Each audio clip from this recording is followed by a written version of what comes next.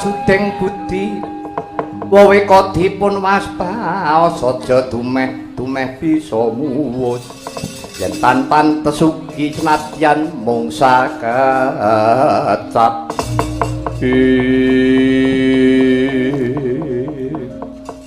Unggir wong bagus anakku wong sikit abiyasa ibu nganti kapang kelawan jeneng sira kula Kanjeng Ibu pangabekti kula katur Ibu iya pangabektimu wis tak tampa ndadekake lega bungah rasane atiku abiyasa wonten timbalan iki ngadewe kanthi karaharjan pisuwanmu nggih inggih kasembuh berkah pangestu paduka Kanjeng Prabu Raharja pisuwan pangabekti kula katur Kanjeng Prabu ya pangabekti wis tak tampa abiyasa ndadekake syukurna rasane jasa ingsun ngene abiyasa aja kaget rasane atimu marmane sira dak timbali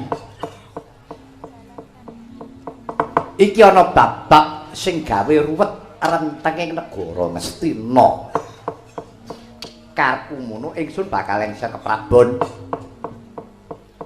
sing bakal tak jumenengake ratu Kang Masmu Dewabrata nanging mopo dheweke ora gelem jumeneng ratu yen pancen Dewabrata ora gelem Kang Masmu Astabrata sing tak jumenengake ratu jalaran ibumu rikala semana nalika bakal tak wengku garwa kuwi duweni panyuwun benjang ingkang lajengaken jumeneng narendra wonten Ngastina anak kula lah tak kira ki nek anakku sing mijil saka ibumu Durgandini Astabrata jebul sing dikarepake ibumu anak kula ki kowe abiyasa nganti ewuhaya ing pambudi rasane atiku mula dene iki paripaksa Dewabrata Kanjeng Rama tatanan iki mulih prayogane piye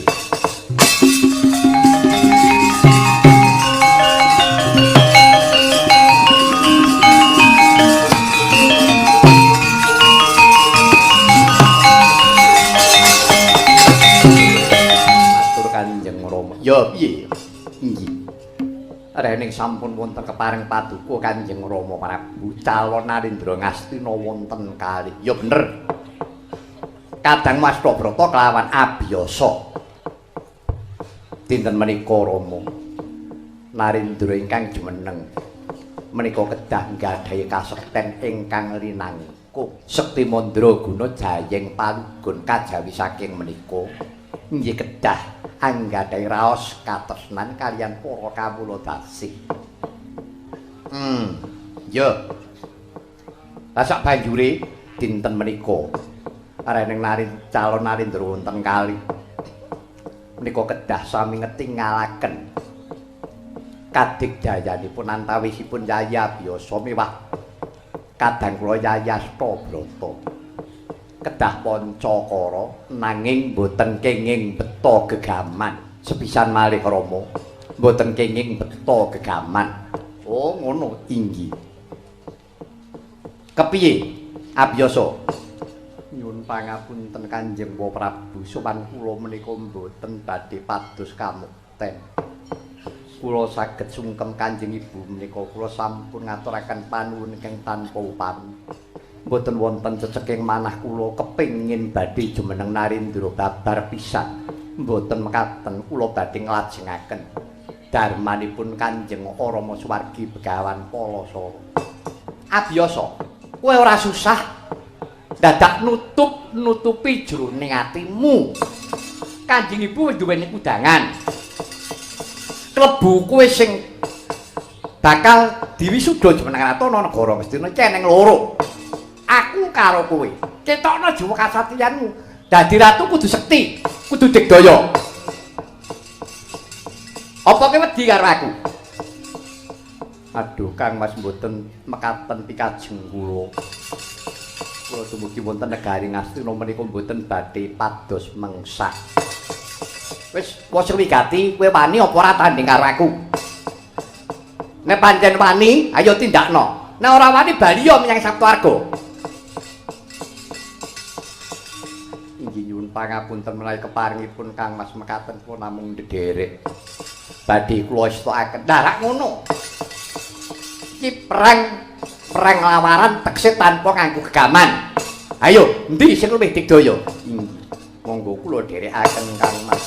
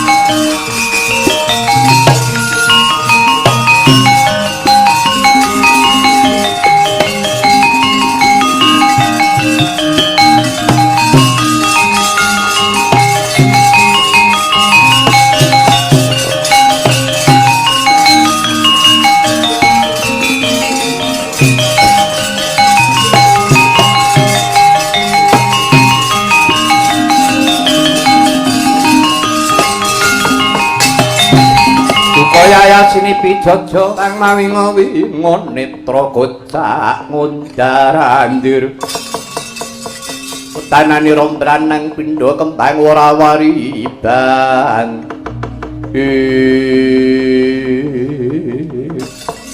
abiyasa wonten dawuh Kang Mas aja tida-tida rasane atimu anggepen yen tak iki mungsuh bebuyutan Kang Mas mboten pojo-pojo raos manah kula pados mengsah babar pisan mboten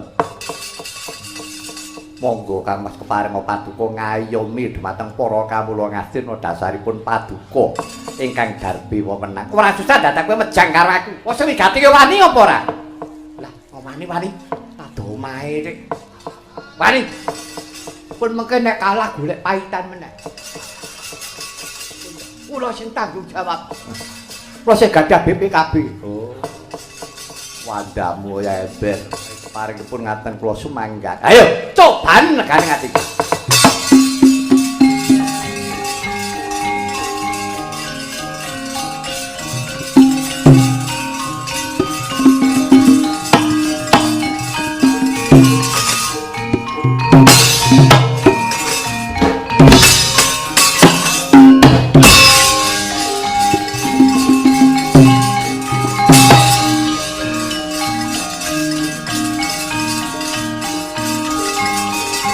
Yeah.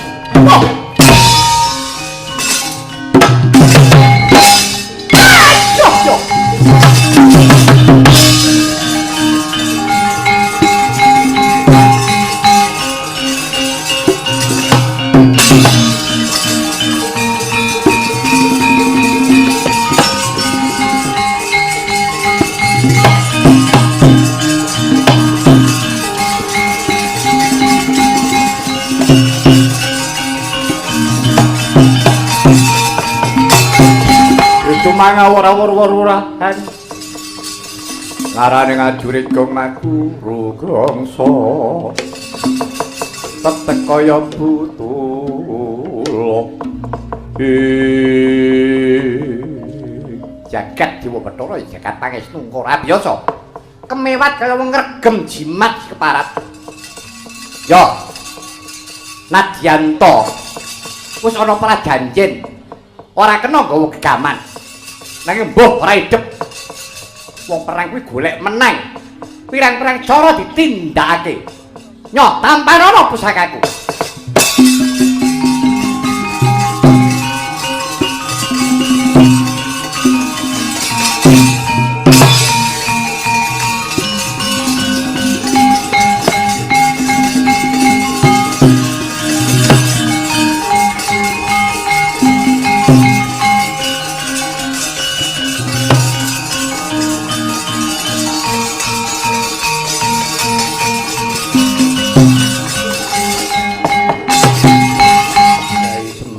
kula Gus kepiye kae Kang Mas Astabrata ninggah prajanjen pripun peperangan iki ora kena nggawa gegaman mung aduta sing balung wuleting kulit nanging keneng apa Kang Mas Astabrata wis mentang gendhe wentang langkap bakal nglepasake jemparing ana ngoten sampeyan nggih kudu nggawa jemparing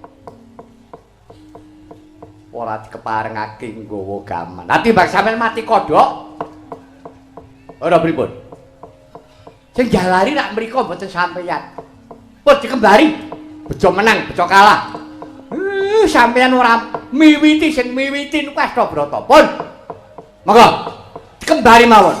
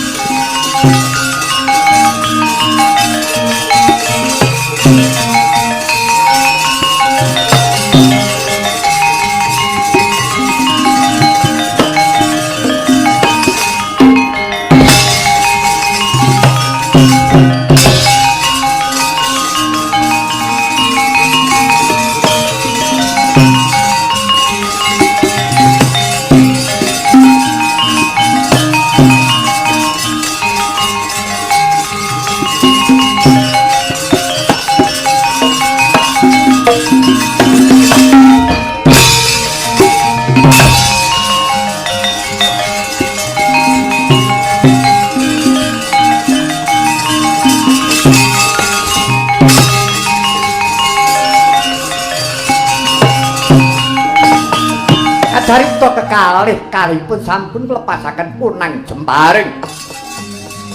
Kodapa? Jemparinge Sang Astabrata. Kenging jemparinge Sang Abiyasa pedhot saknalika. Jemparinge Sang Wiyasa bablas ngengingi jajanira. Astabrata pecah kapisanan.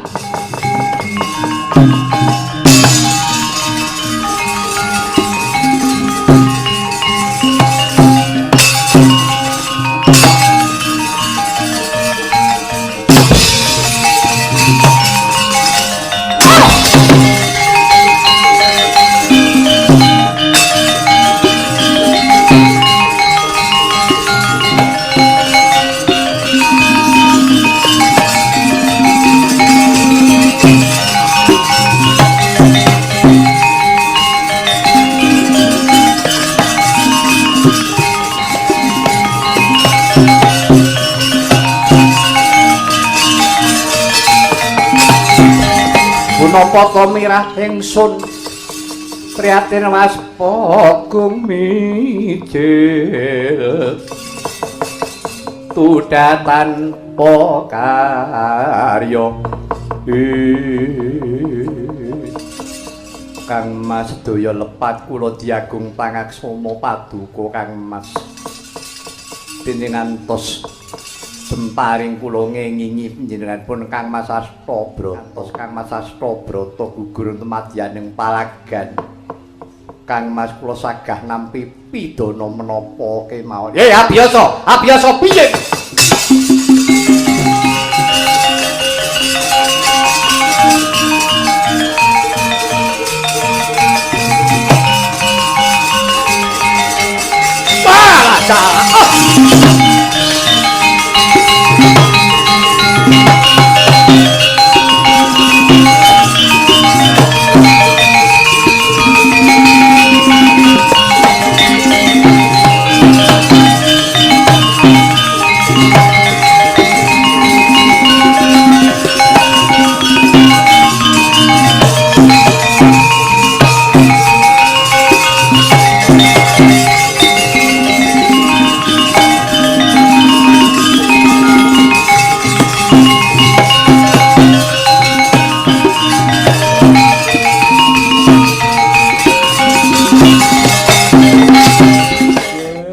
Anakku Astabrata jebul kowe ndisi mekaning pati. Kepriye lakon kok kaya mengkene? Abiyasa. Pancen kowe sengadi wis ana gegambaraning atimu kan mateni Kakang Mas Astabrata.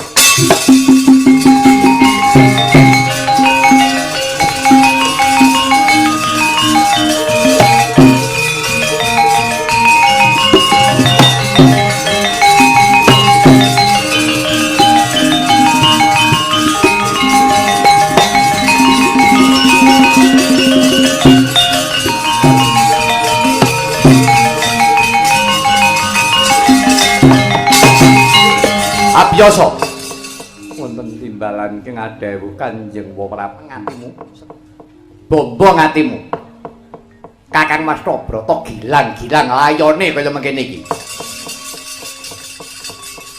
Aku ora trima pancen jroning atimu sono gegambaran yen to pancen kowe kepengin ngarah marang patine Kakangmu Si Astabrata. Bapakne sing ora trima.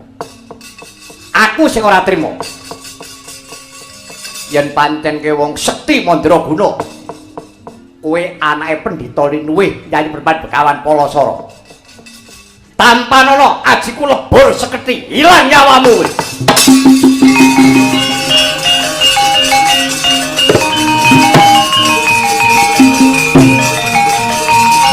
mati dening aku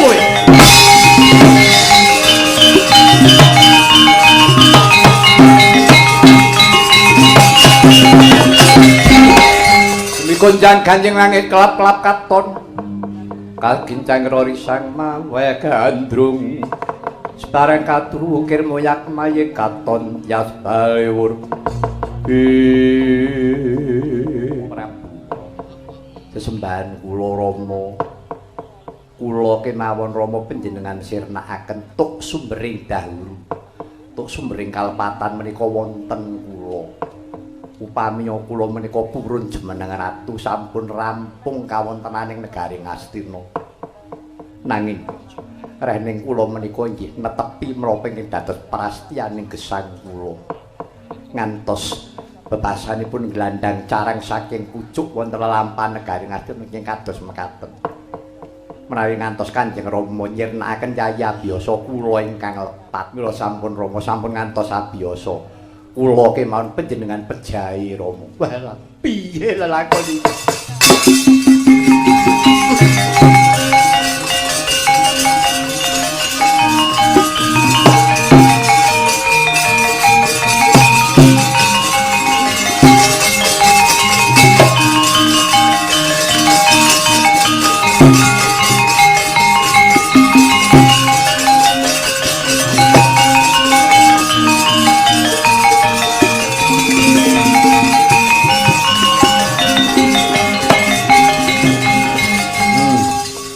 Brata punten dawuh Rama. Ya. Pun bapa nglenggana marang lalakon iki nggih, mbok menawa wis pancen dadi pestine. Mencenging sejarah taring negara Ngastina mbok menawa ya wiwit dina iki. Ya wis, Abiyasa. Wonten timbalan ing adawi Kanjeng Prabu. Jumbuh lawan penyuwune ibumu Sidur Gandini. Rikala Semana gegadang kowe sing kudu ngumanteni keprabanan ing Praja Ngastina. Ya, saiki tak turuti mongko rikala Semana anggonku tresnani marang ibumu. Dewi Durgandine lahir terus sing batin entuk-entukane lakon kaya mengkaya mengkene.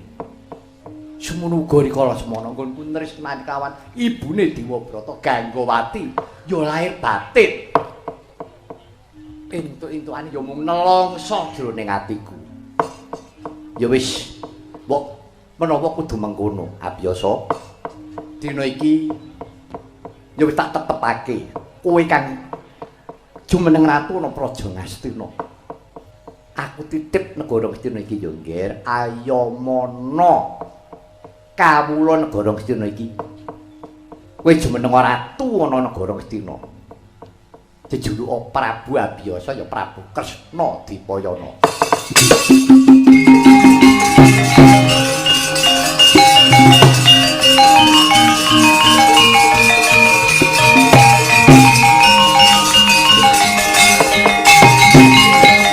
Abiyasa wonten timbalan ing adharu Kanjeng Prabu. Ngene. Supaya nggonmu jumeneng ratu ana negara Ngastina. Iki bisa katon wibawa, wicaksana lan sentosa lahir batinmu. Kowe tak paringi kasektenipun wa. Inggih menapa peparingipun Kanjeng Prabu paring kasektenku aji lebur sekti. Inggih. Kaping pindhone aku titip garwane Kang Masmu. Amba kelawan Ambalika tak pasrahke kelawan jeneng sira Ayamana ngirah pantes nggonen garwa Prameswari. Kawula nuwun inggih Wa Prabu. Kaping telune sakwise kowe tak paringi aji lebur sekethi, kowe aja kaget, kowe aja gumun, kowe aja kagetan, kowe aja gumunan. Ing tembene upamane anakmu besok ana sing cacat, kowe aja gelo. Mekaten ya isa nampa pengendikanipun wa. Inggih saged Wa Prabu. Wis kene telingna karnamu. Tak petik ajiku lebur sekethi.